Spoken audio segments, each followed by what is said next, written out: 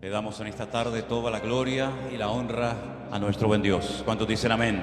Aleluya, así es. Aleluya. Gracias, Señor. Gracias, Señor. Pueden tomar asiento, mis hermanos, en esta tarde. El Señor les bendiga a todos.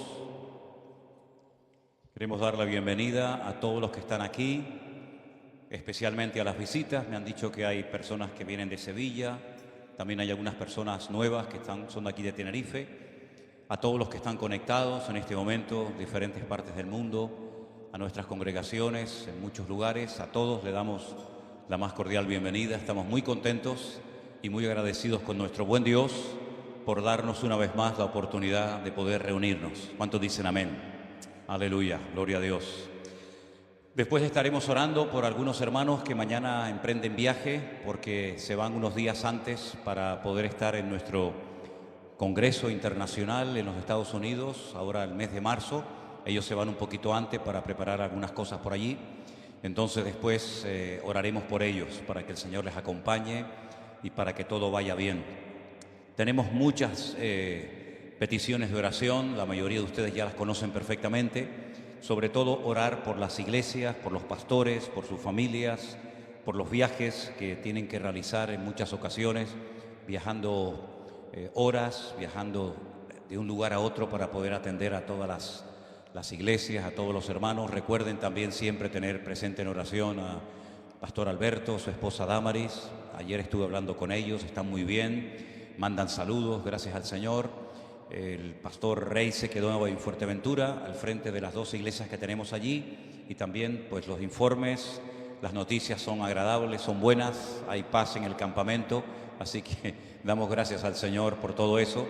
Así es que, hermanos, no dejen nunca de orar por las diferentes congregaciones, ya digo, los pastores, para que el Señor ponga paz y para que todo marche bien conforme a la voluntad de Dios. No vivan una vida, digamos, como espectadores, ¿verdad?, viendo lo que hacen otros, sino de alguna manera también participando, apoyando, colaborando con todo lo que el Señor está haciendo, porque es el cuerpo de Cristo lo que está siendo bendecido y todos formamos parte de ese cuerpo. Amén, hermanos.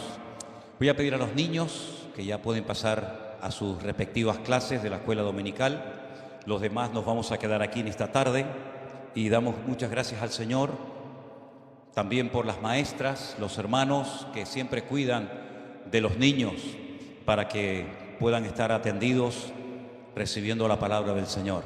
Aleluya.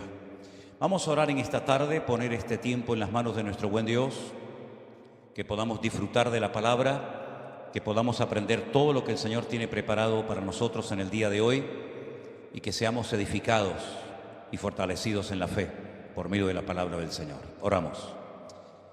Padre Celestial, muchas gracias por este privilegio y este placer que nos das de poder abrir tu palabra, reflexionar en torno a ella.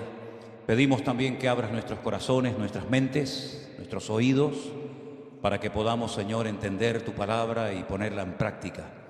Ayúdanos, Señor, a estar atentos, como dice tu palabra, con sumo respeto, con temor y temblor. Abrimos tu palabra sabiendo que tú siempre hablas por medio de ella. Bendice nuestras vidas y a partir de ahora, Señor, que seas tú ministrando a nuestros corazones. Te lo pedimos unánimemente en el nombre de Jesús. Amén y amén. Quiero ponerles en las pantallas de la iglesia 3 porciones bíblicas, 3 pasajes diferentes, porque la historia de la cual vamos a hablar ahora, que por supuesto está en la Biblia, faltaría más. Si ustedes quieren profundizar más en esta historia, en las lecciones espirituales que podemos extraer de ella, toda la información la encuentran en Segunda de Reyes, el capítulo 18 y el capítulo 19. Digo esto porque hay mucha gente que a veces le gusta tomar nota, pues ahí lo tiene. Esta historia también pueden encontrar mucha información en el capítulo 32 del libro de Segunda de Crónicas, que dicho sea de paso, en la Biblia hebrea es el último libro del Antiguo Testamento, no Malaquías. Y también en los capítulos 36 y 37 del profeta Isaías, ustedes pueden encontrar toda la información referente a esta historia de la cual vamos a reflexionar en esta tarde. Lo que vamos a hablar sucedió hace más de 2700 años. Algunos podrían preguntarse, ¿y qué podemos nosotros aprender hoy en día de una historia tan antigua? 2700 años. Bueno, ustedes van a comprobar en esta tarde, con la ayuda del Señor, que la Biblia no caduca, la Biblia no envejece. Los personajes, los lugares, las historias son antiguas, pero al mismo tiempo también actuales, repletas, cargadas de tremendas enseñanzas para nuestras vidas. No se escribe, no se publica una Biblia cada 10 o 20 años para renovar lo que está escrito en ella, sino que lo que leemos hoy en día se ha leído a lo largo de la historia, y como es la palabra de Dios, es un libro vivo, no importa que tenga miles de años lo que leemos, lo importante es que Dios nos está hablando e instruyendo por medio de sus páginas. Amén, hermanos. Ahora bien, en esta historia vamos a aprender varias cosas fundamentales. Primero, a mantener nuestra fe en medio de la presión.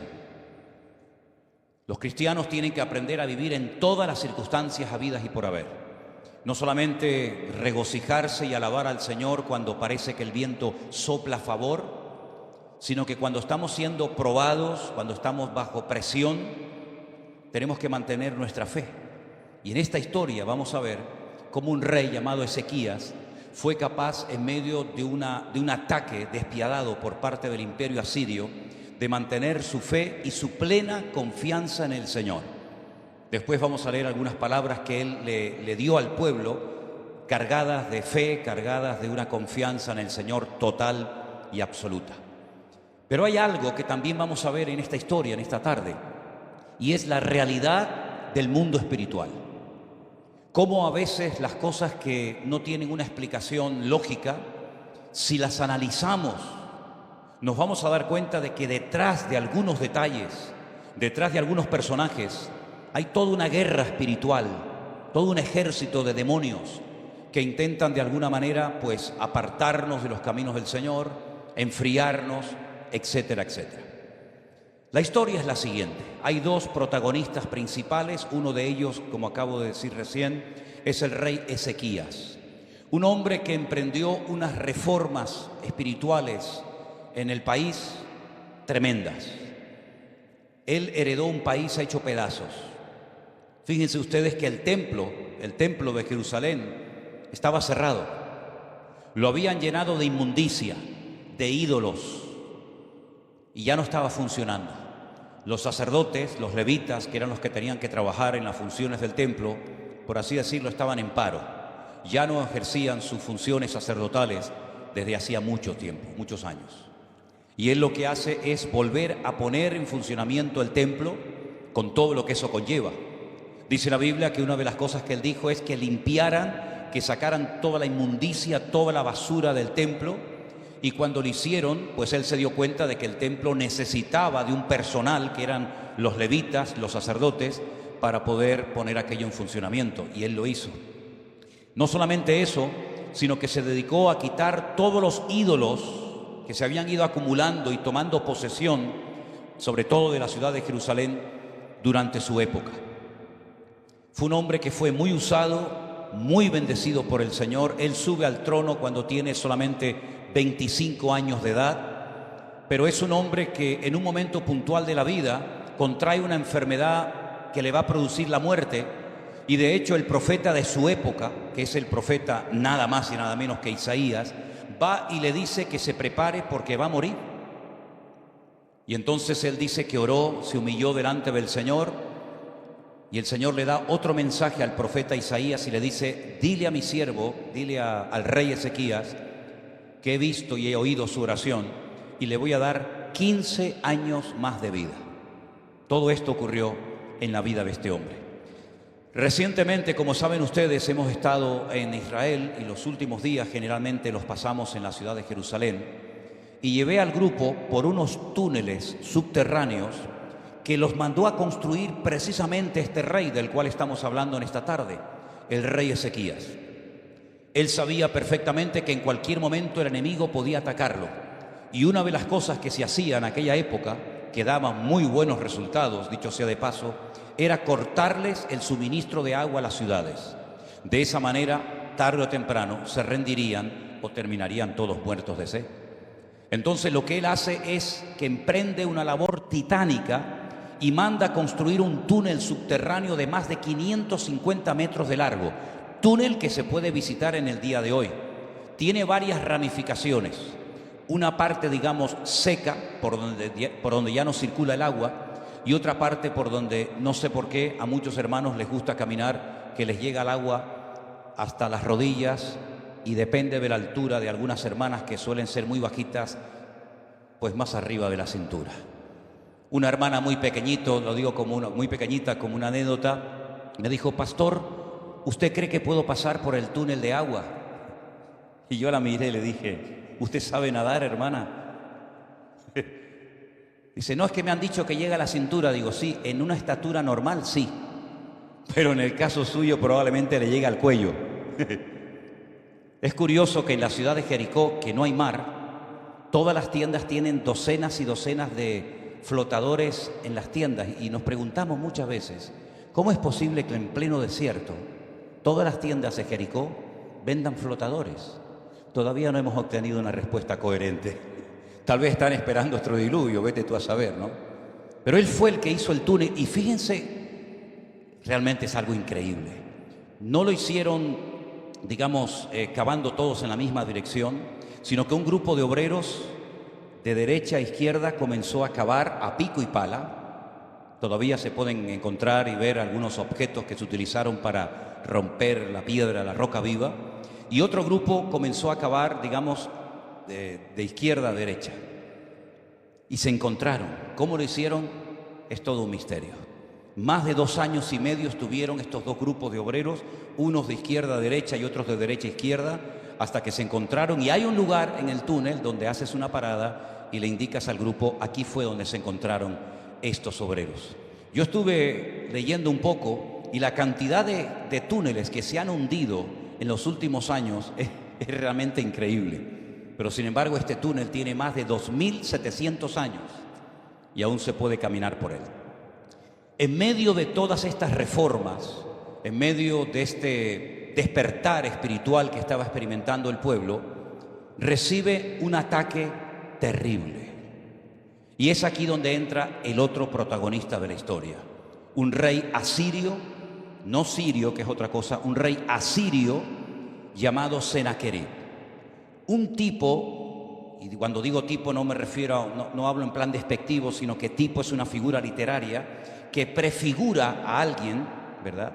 Él fue un tipo del anticristo que aparecerá, como bien saben ustedes, en los últimos tiempos, porque sus estrategias, la forma como opera, la forma como intenta alcanzar sus objetivos, se va a parecer mucho a lo que el anticristo intentará en los últimos tiempos, precisamente contra la misma ciudad de Jerusalén. El rey Senaquerib, el rey de Asirio, antes de proponerse atacar Jerusalén, escuchen bien este dato, es impresionante, destruyó a 46 ciudades, y la última que le quedaba en la lista por alcanzar era Jerusalén. Es decir, el récord de victorias era increíble. No perdió nunca ninguna batalla.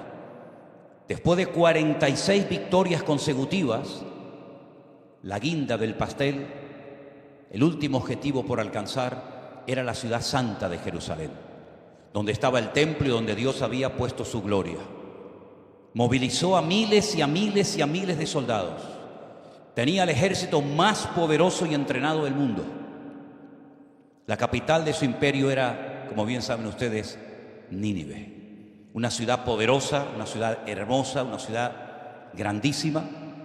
Y entonces lo que este hombre es, antes de atacar, envía unos mensajeros para que le digan al rey que se rinda, que no tiene ningún sentido estar defendiendo una ciudad que desde el punto de vista del rey Senaquerib estaba más que derrotada.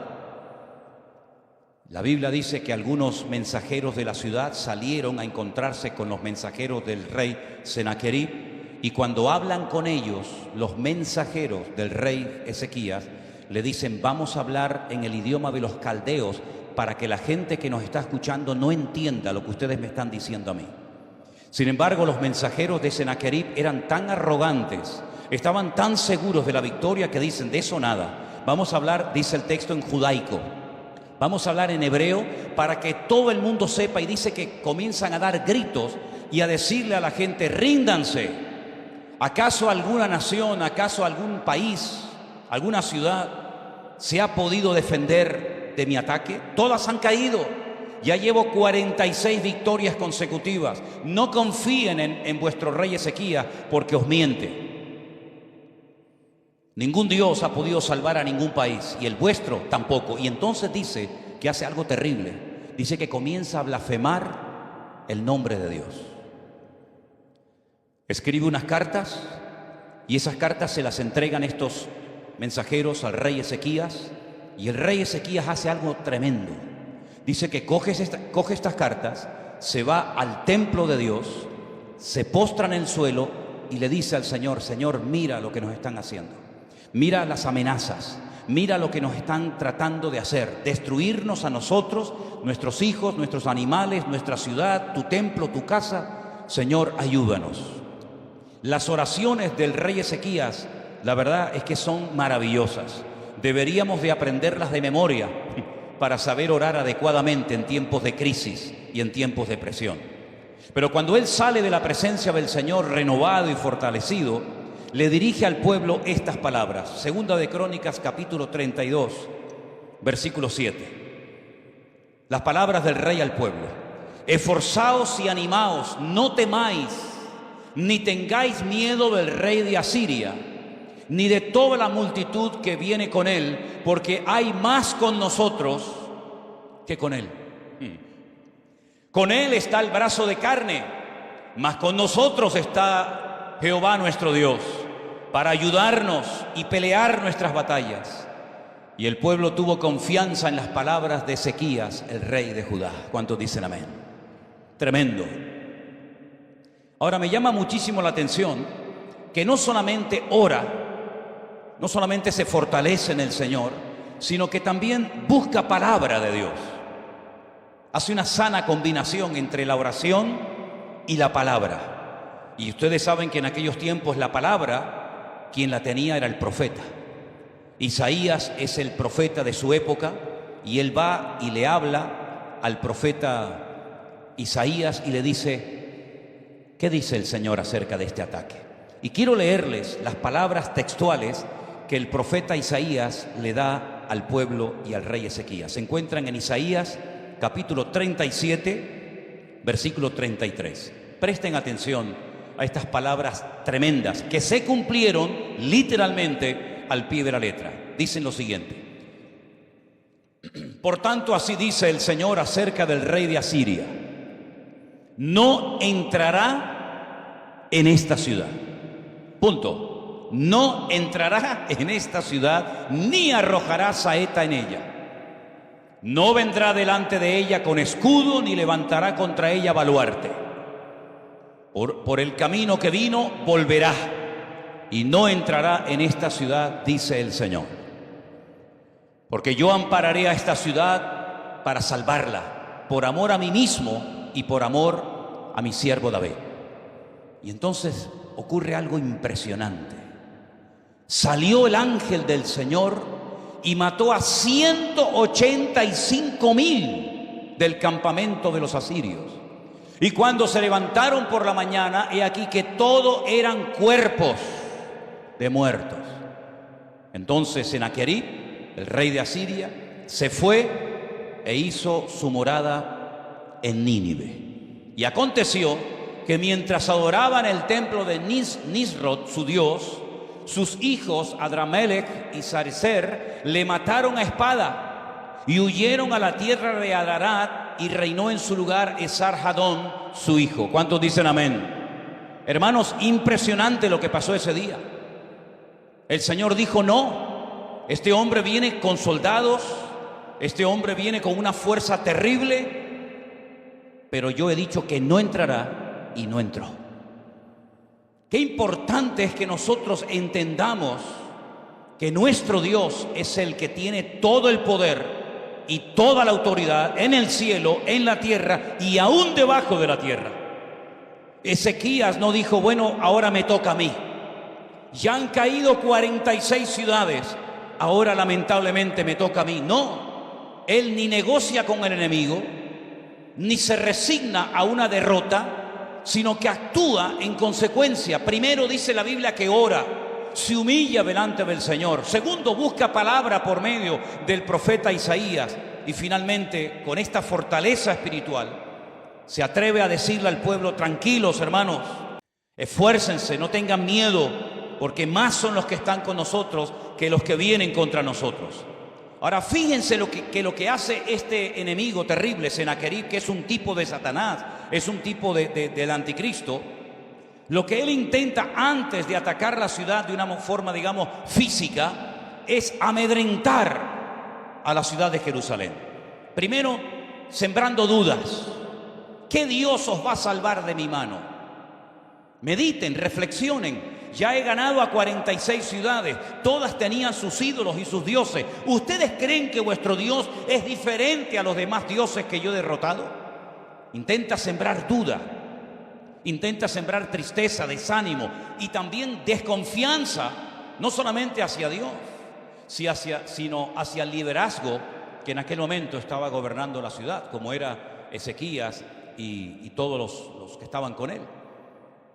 La palabra del Señor nos enseña que la misma ciudad de Jerusalén en los últimos tiempos va a querer otra vez ser atacada y destruida, pero en este caso no por un rey asirio, aunque curiosamente hay varios pasajes en el Antiguo Testamento que dicen que el asirio volverá otra vez a levantarse para intentar destruir la ciudad de Jerusalén. Sea como sea, la palabra del Señor nos dice lo que va a suceder. Esa noche un ángel, uno solo, no hacía falta más, un ángel del Señor, un enviado de Dios, descendió del cielo y dice que mató a 185,000 soldados asirios. Y el rey de Asiria quedó humillado y tuvo que huir a su ciudad, donde murió por mano de sus hijos mientras adoraba a su Dios falso. En los últimos tiempos la Biblia dice que cuando la ciudad de Jerusalén vuelva a ser atacada y el anticristo llegue hasta el monte de los olivos, que está enfrente de Jerusalén, descenderá del cielo el enviado del Padre, el Cordero de Dios que quita el pecado del mundo. Y dice que pondrá sus pies sobre el monte de los olivos, y el monte de los olivos se parte, y entonces es cuando todas las naciones de la tierra ven la gloria del Señor, y todos tienen que doblarse y postrarse y adorar al Rey de Reyes y al Señor de los Señores. En otras palabras, mis queridos hermanos, sí, fuertes aplausos a él si quieren. En otras palabras, la primera lección que tenemos que aprender es que Dios siempre va a cuidar de nuestras vidas. Si habéis prestado atención a la lectura que traía nuestro hermano Jerónimo, decía que aunque un ejército acampe contra mí, no temerá mi corazón, porque Él es mi luz y mi salvación. El enemigo lo va a intentar destruir tu matrimonio, lo va a intentar, no te quepa la menor duda. El enemigo va a intentar arrebatarte las bendiciones que has ido, digamos, cosechando durante todos estos años. El enemigo va a querer enfriarte, el enemigo va a querer meter en tu cabeza miedo, duda, incertidumbre, desconfianza y un largo etcétera. Pero tú tienes que aprender a estas alturas de la vida que tú no eres una víctima, sino que tú eres hijo del Dios Todopoderoso. Senaquerib tenía soldados, Senaquerib tenía caballos, Senaquerib tenía todo, menos el permiso de Dios. Y es interesante notar, porque yo a título personal he hecho una comparación entre la ciudad donde vivía Senaquerib, que era Nínive, y la ciudad donde vivía el rey Ezequías, donde estaba la gloria, la presencia del Señor, que era la pequeña ciudad de Jerusalén. Porque en aquellos tiempos Jerusalén no era una ciudad tan grande como es hoy en día. Jerusalén hoy en día no solamente es la capital eterna del Estado de Israel, sino que es una ciudad con más de 1,5 millones de habitantes. Jerusalén era una ciudad muy pequeñita en lo alto de un monte rodeada por unas murallas. Y no había tantos miles de personas viviendo en ella. Pero mientras una ciudad fue protegida por la mano de Dios, la otra ciudad fue destruida completamente. Bueno, también sabemos que el profeta Jonás fue a predicar la ciudad de Nínive para también a ellos darle una oportunidad para el arrepentimiento. Y parece ser que por lo menos en la época del profeta Jonás, los habitantes de Nínive se arrepintieron de verdad. pero tiempo más tarde volvieron otra vez a las andadas y la ciudad de Nínive quedó totalmente destrozada. No sé qué tiene esa ciudad, qué connotación espiritual tiene ese lugar de la tierra, allí en Irak, que cuando Alejandro Magno intentó reconstruir Nínive, murió a la edad de 33 años. Y así ha habido ya varios casos a lo largo de la historia. Pero fíjense, mientras una ciudad donde estaba la gloria y la presencia del Señor, donde se oraba, donde había palabra, fue bendecida, protegida y cuidada por el Señor, la otra ciudad llena de ídolos, aunque era enorme y poderosa y rica, fue totalmente destruida. Y si piensan ustedes que estas cosas solamente ocurrían en el pasado, nada que ver. Los tiempos sí son diferentes, los nombres, los países, las ciudades, pero la actitud, el mundo, la guerra espiritual sigue siendo exactamente igual. Donde se le da lugar a Dios, donde se ora, aunque no haya perfección, porque no va a haber perfección en ninguna parte, pero donde se ora, donde hay un respeto a Dios, donde la palabra se valora y se tiene en cuenta, hay bendición. Pero donde se quita y se desplaza a Dios, lo que queda es destrucción, desolación, tristeza, ruina y muerte. Y si no, miren por ejemplo los últimos 60 años, lo que ha pasado en Israel. Un país que hasta el otro día no existía. No existía. Su población había sido expulsada de su tierra por más de 2000 años. En ninguna parte los querían. Aquí los mataban, allí los humillaban, aquí los expulsaban. Pero después de casi 2000 años de exilio, lograron ir a su país. Y en 60 años han convertido el desierto en un oasis. Y muchísimas cosas que utilizamos hoy en día de la tecnología viene y procede de ese lugar, donde el 88% de los premios Nobel que ha habido a lo largo de la historia, todos son de origen israelí o judíos. Un país que no tenía carreteras, un país donde la gente moría de malaria, un país donde Mark Twain en el siglo XIX la visitó y dijo: es imposible vivir en este lugar, esto es un páramo, solamente hay gente enferma, malaria, mosquitos y bichos por todas partes. Y vayan hoy en día, por ejemplo, a la ciudad de Tel Aviv, una ciudad que no tiene nada que envidiarle a Manhattan, a Nueva York o a Singapur o a cualquier parte del mundo. Un país que ha enfrentado ya 7 u 8 guerras. Pero en estos últimos 60 años un sector, un remanente ha orado, ha pedido a Dios su bendición, han buscado la palabra de Dios y es un país sin petróleo, es un país sin grandes recursos naturales como otros países del mundo, pero sin embargo es un país del cual habla todo el mundo. Y solamente en estos últimos 60 años ha surgido prácticamente de la ceniza cual ave fénix. Miren por ejemplo Cuba. ¿Qué ha ocurrido en los últimos 60 años? ¿Ha ido a mejor? ¿Ha habido bendición? ¿Ha habido prosperidad? Es una lástima ver una ciudad tan hermosa, una isla tan preciosa, que podrían vivir como ricos y que tienen recursos naturales tremendos, está hundida en la más absoluta miseria. ¿Por qué? Porque mientras en un lugar se ora, se respeta y se tiene en cuenta la palabra de Dios, en otro lugar le dieron una patada a Dios y lo echaron hace muchos años de ese lugar. Y las consecuencias a corto y a largo plazo, en lo natural y en lo espiritual, son tremendamente evidentes. Creo que merece la pena seguir y adorar y honrar y obedecer al Rey de Reyes y al Señor de los Señores, porque Él bendice y es galardonador de los que le buscan. Y creo que es un disparate y una auténtica temeridad cuando nos creemos sabios en nuestra propia opinión y echamos a Dios de las universidades y echamos a Dios de los congresos y echamos a Dios de las escuelas y nos creemos superiores a Dios, pero al final lo que hacemos es el ridículo y se cumple lo que dijo el Señor: separados de mí nada podéis hacer. ¿Cuántos dicen un fuerte amén? Aleluya. Ezequías se la jugó delante de Dios. Ezequías le dijo al Señor: Señor, mira sus amenazas. No tenemos, humanamente hablando, capacidad militar ni de ninguna índole para poder frenar y neutralizar y destruir al ejército más poderoso del mundo. Hermanos, a Siria nadie le pudo parar los pies, solamente Dios. Era una nación indestructible, arrogante, soberbia. Las barbaridades que hacían cuando derrotaban a una ciudad, a un país, son indescriptibles. Sin embargo, fueron humillados porque hubo un hombre que oró al Señor, clamó a Dios. Y la Biblia dice: clama a mí y yo te responderé y te enseñaré cosas grandes y ocultas que tú no conoces. Si trasladamos todo esto a nuestro tiempo actual, creo que sería bueno que leyéramos 2 de Corintios capítulo 10, donde encontramos unas palabras que nos van a venir muy bien cuando estemos bajo presión, cuando estemos pasando por luchas, por pruebas, por dificultades. 2 de Corintios capítulo 10, versículos del 3 en adelante nos dicen así: que aunque andamos en la carne, no militamos según la carne. Porque las armas de nuestra milicia no son carnales, pero son poderosas en Dios para la destrucción de fortalezas. Aleluya. Derribando argumentos y toda altivez que se levanta contra el conocimiento de Dios y llevando cautivo todo pensamiento a la obediencia de Cristo Jesús. ¿Saben lo que hizo Sennacherib? Quiso controlar al pueblo bombardeando con dudas, con miedo, la mente del pueblo.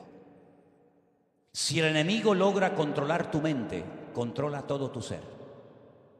Porque alguien dijo que somos lo que tenemos aquí en la cabeza. ¿Se acuerdan ustedes cuando, ya es otro tiempo, otra historia, cuando volvieron del cautiverio? Porque finalmente sabemos, no en la época de Sennacherib, sino más adelante en la de Jeremías, que la ciudad finalmente fue destruida.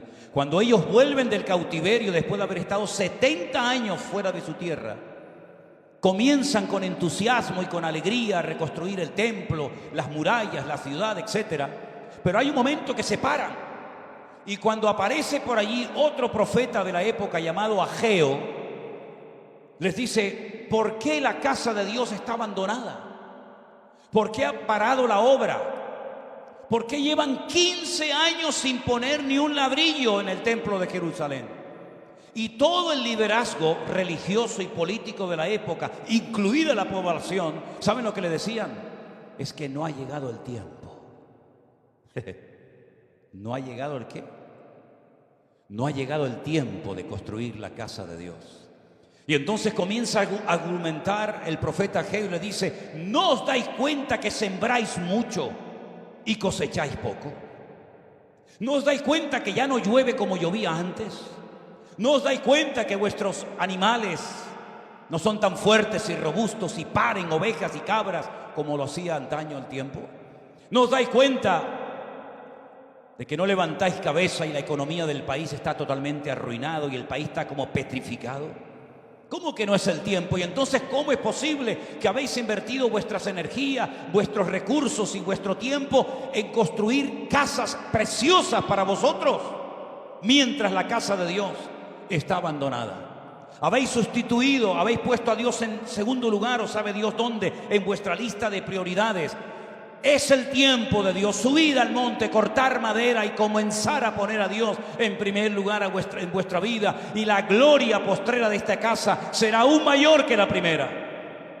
Pero ellos creían que no era el tiempo y se creyeron la gran mentira. Y siempre hemos dicho que la verdad trae libertad a nuestra vida, pero como tú le des lugar a una mentira y te la creas, te conviertes en un esclavo. Y eso es lo que le pasó a mucha gente a lo largo de la historia, que creyeron en mentiras. Sin embargo, nosotros hemos sido llamados para creer y practicar y poner en práctica en nuestra vida las verdades bíblicas, que son las que van a traer libertad, las que van a traer victoria, las que van a traer bendición. Y por eso dice la palabra de Dios que tenemos poder en el nombre de Jesús y que las armas de nuestra milicia no son carnales, pero son poderosas para destruir malos pensamientos, malas actitudes y poder ver la gloria de Dios en nuestras vidas. Pero Sennacherib era astuto, quería sembrar dudas y miedo en la mente de las personas, porque controlando sus pensamientos, asustando al pueblo, podía controlar y podía amedrentarlos. No permitas nunca que malos pensamientos antibíblicos, incorrectos, dominen tu vida, porque el Señor te ha preparado para que seas una persona victoriosa y poderosa en el Señor Jesús. Sennacherib fue derrotado, no pudo entrar en Jerusalén. ¿Por qué? Porque Dios dijo: no vas a entrar. Y cuando Dios cierra una puerta, cuando Dios da una orden, nadie puede contradecir la orden del Señor. Yo creo que Dios ha dado una orden y ha dicho que ahora es nuestro tiempo. Yo creo desde el año 2020, y lo tengo más claro que el agua, no sé si todos ustedes lo tienen tan claro como yo, pero yo tengo bien claro que Dios ha dicho, ahora es el momento de hacer lo que nunca en tu vida pudisteis hacer. Y ahora vamos a poner la mano en el arado, porque ya no vamos a tener la excusa de que no tengo tiempo, de que no tengo recursos, de que no puedo, de que no tengo lo necesario. Ahora el Señor dice, ahora es tu tiempo y tienes que aprovecharlo antes de que vengan los días malos, dice la palabra de Dios.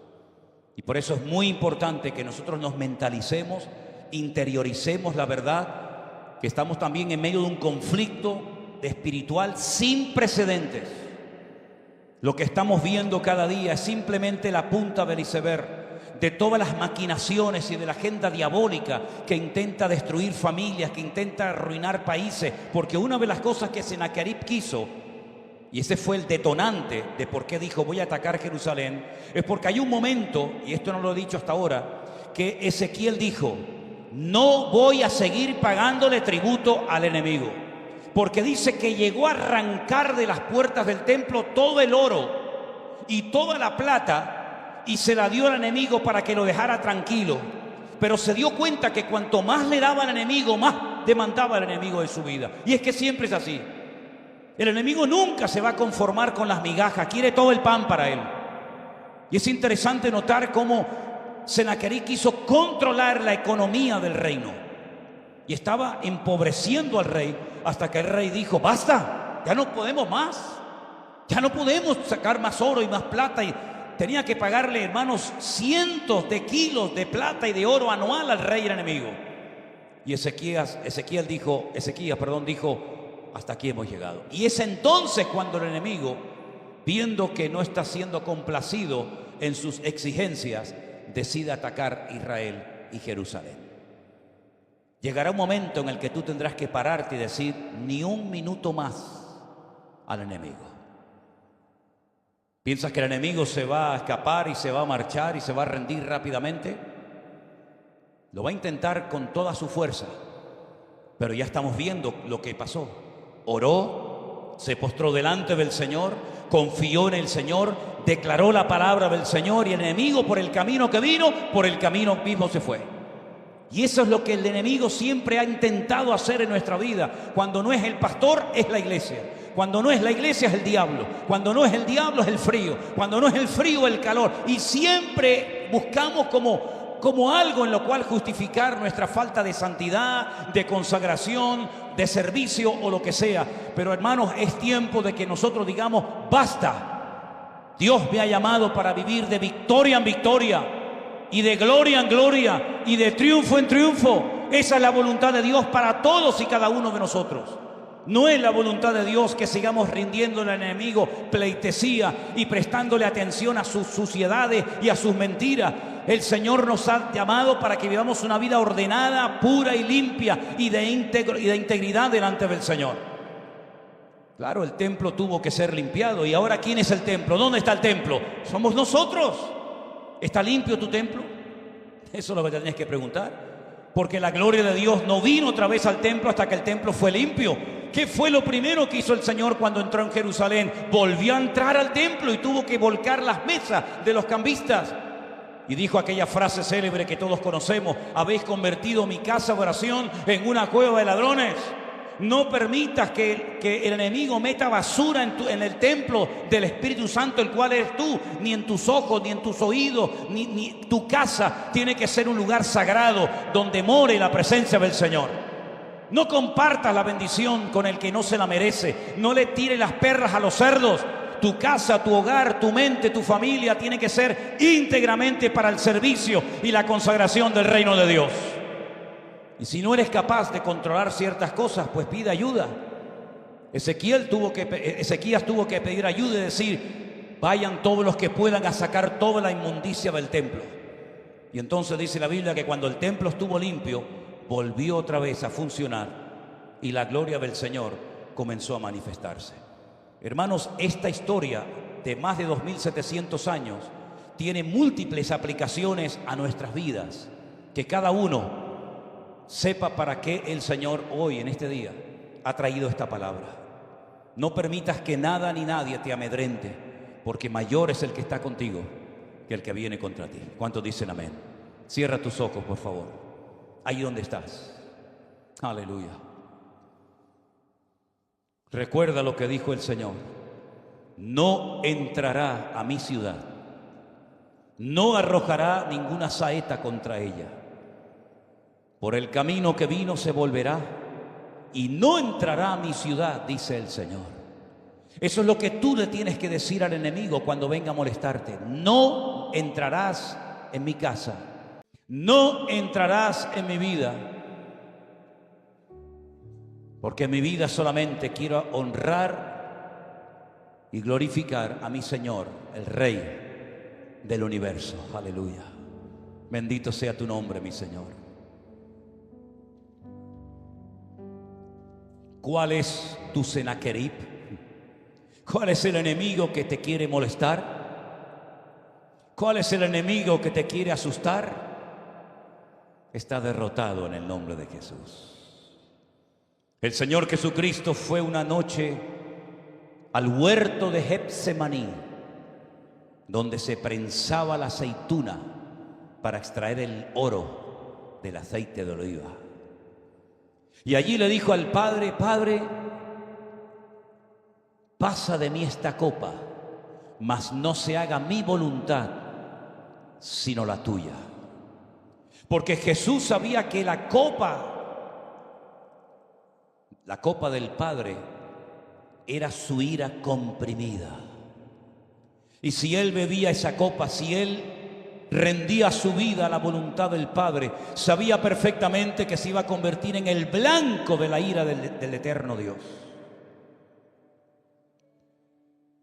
El Señor Jesucristo sabía perfectamente lo que era cargar el pecado de toda la humanidad. Pero gracias a su muerte, a su sacrificio en la cruz, todos los enemigos que batallan contra nosotros han quedado derrotados por el poder de su nombre. Aleluya. Bendito sea el nombre del Señor. El Cordero fue herido, molido, para que nosotros viviéramos todos los días de nuestra vida en victoria. Él fue desamparado en la cruz para que tú nunca te sientas solo ni sola. Él fue abandonado por el Padre, pagando un precio terrible para que nosotros pudiéramos abrazar a nuestro Dios y recostarnos sobre su pecho y decirle: te amo, Señor, te amo, Señora. Bendito seas. Él cargó la culpabilidad de todos nosotros para que nunca más nadie ni nada te atormente, para que no seas esclavo de nadie ni de nada. Por eso te damos gloria y honra en esta noche, Señor. Aleluya. Dígale al Señor: gracias. Gracias porque has vencido al enemigo, Señor. Un ángel derrotó a 185,000 asirios en una noche. Y tú en unas horas de crucifixión, derrotaste a todo el infierno entero, incluido a Satanás, el diablo. Aleluya. Para que nosotros vivamos en la victoria de Cristo, en el poder de Dios, en la santidad de su Espíritu, y podamos demostrarle al mundo que nuestra fe bajo presión funciona mucho mejor, porque mi confianza en el Señor es absoluta. Rey de reyes, Señor de señores, admíralo a Él en esta noche. Consejero, aleluya, Dios.